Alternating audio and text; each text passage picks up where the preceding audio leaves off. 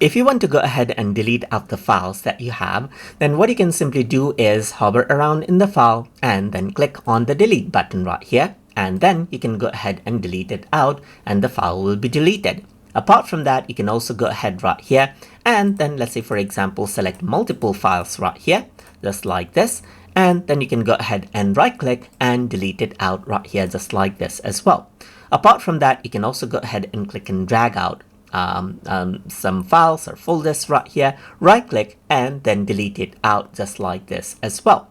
So once you go ahead and delete it, it's not actually permanently removed. You can actually go ahead and still access them, or you can even go ahead and recover them from the recycle bin section right here, just like this. So you can see that all of the files that you actually deleted just now are accumulated right here, including the folder right here, as you can see, for you to go ahead and restore whenever you want. So that is how you can go ahead and then delete out files inside of Terabox. So I hope you guys learned something as always. And as always, please like, comment, share, and subscribe.